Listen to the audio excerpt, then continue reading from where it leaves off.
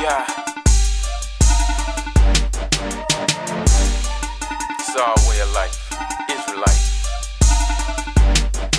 Hey, I'm in the word, so I know y'all's close by. Everywhere I go, I'm a servant of the Most High. Let it be known, not just when I'm rhyming. Work to be done, and I'm putting my time in. Just how I talk, you can tell that I'm different. Staying in the word is the key to be consistent. Lovers of the world, see I gotta keep my distance. So I let them bridges all burn like incense. Hanging with the devil, see it ain't a good look. We ain't on the same page, I'm finished with the book.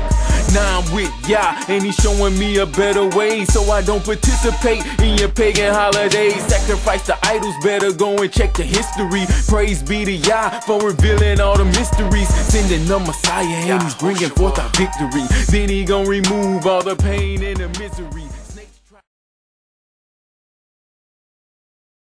Matthew 7:17. Even so, every good tree bringeth forth good fruit, but a corrupt tree bringeth forth evil fruit. A good tree cannot bring forth evil fruit, neither can a corrupt tree bring forth good fruit. Every tree that bringeth not forth good fruit is hewn down and cast into the fire. Wherefore, by their fruits you shall know them. Hey, I've been doing a little reading, and I found some very interesting things that I wanted to share with the brothers and sisters out there. You know, it's a lot of things going on that we really don't understand, know about, or even ask questions about that involve us with things we shouldn't have any participation in. If you follow the scriptures, we know that Yah tells us not to have any idols or images, not to bow down to these things. And what's going on in the world right now is that's exactly what we're doing. We're involving ourselves with things that are pagan, not realizing what we're involving ourselves with, because we see things so much they become normal, and you know, we tend not to ask questions. So what I want to do is like go into a lot of signs and symbols. A lot of these things have to do with like the Catholic Church, but the things that happen within the Catholic Church and the signs and symbols within them actually flow down to all the rest of the churches, because all the rest of the churches actually come from Catholicism. So you might not have all of these symbols, but guaranteed you have some of these symbols, and you're probably going to be surprised and shocked at what these symbols represent. Pretty much sex worship. It's a lot of sex worship. There's a lot of sex symbolism. It's crazy, and I found it amazing. Blew my mind, a lot of the things that we have surrounding us, not understanding what these things are. First thing I want to go into, I'm going to go ahead and read about phallic worship. Phallic is the penis. It's the male penis. I will call it phallus throughout this lesson, and I'll use womb for vagina. I'll use womb. I got a few pictures. I tried not to use anything vulgar, offensive, but I need to show you exactly what we dealing with, you know, and I'm gonna try to keep them to a minimum, but it's gonna definitely open your eyes to a lot of things. I guarantee you. When you see these things, you're gonna look around and you're gonna start noticing that they're everywhere. I'm gonna read phallic worship. Pronounced as phallic. It's the worship of the reproductive powers of nature, as symbolized by the male genitive organ. The phallic symbols have been found by archaeological expeditions all over the world, and they are usually interpreted as expressions of the human desire for regeneration. Phallic worship in ancient Greece centered around Priapus, the son of Aphrodite. I'm also going to go into the names of a lot of these gods too.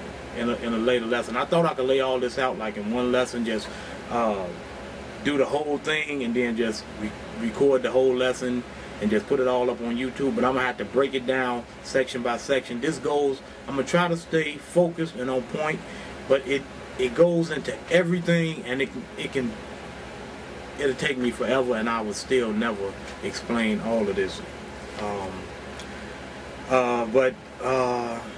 The phallic worship in ancient Greece was centered around Priapus, the son of Aphrodite, and the Orphic and Dionysic cults. In Rome, the most important form of the phallic worship was that of the cult of Sibley and Attis, prominent during the empire. This cult was notorious for its festive excesses and its yearly Day of Blood, during which this frenzied participant wounded themselves with knives, self-inflicted castration, a prerequisite for admittance into the priest caste of this phallic cult, took place during the festival. In India, the deity Shiva was often represented by and worshipped as a phallic symbol called the lingam. I got pictures of a lot of these things. They brainwash us with using images.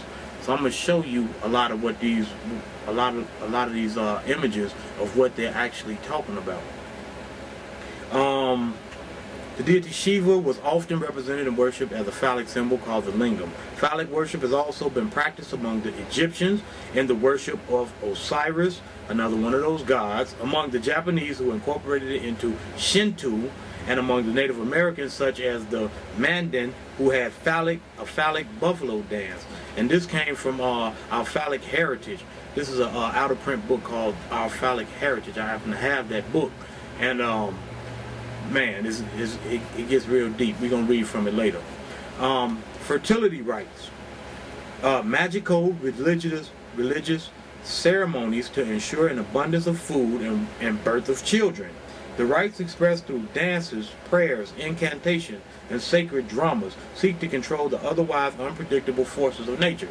In primitive agricultural societies, natural phenomena such as rainfall, the fecundity of the earth, and its regeneration of nature were frequently personified, meaning they took these things and turned them into actual beings, deities, or gods. One of the most important pagan myths was the search of the earth's goddess for her lost or dead child or lover, the Trinity.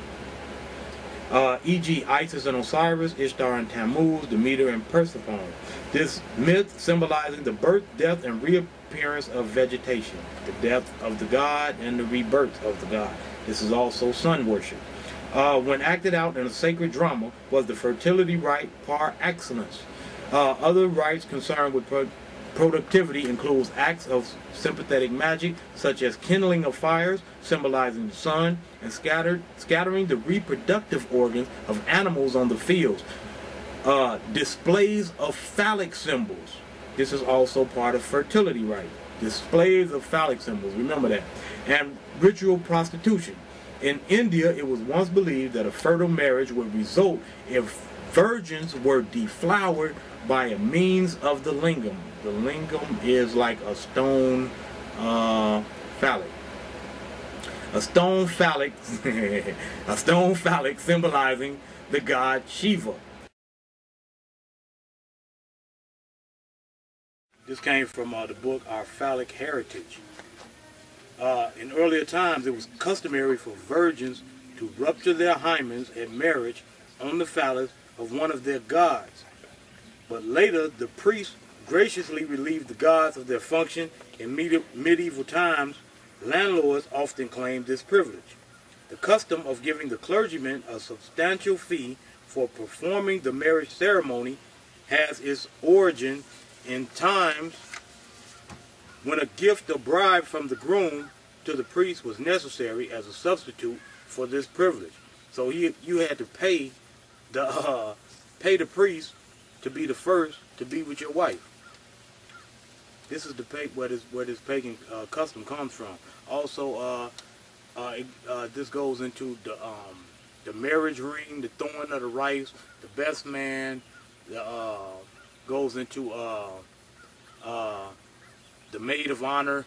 All of this stuff is pagan, and I'm not going to go into that right now. I'm going to go into it a little bit later. The giving of presents to the bride came from ancient times when the men who were invited to the wedding copulated with the bride and brought her a present for the pleasant favor. Although these customs have vanished, the custom remains of giving her presents. And this is on page 176 of Our Phallic Heritage. And that was a quote from, he got that from Goldberg, the Sacred Fire, page 72, and the Gods of Generation, page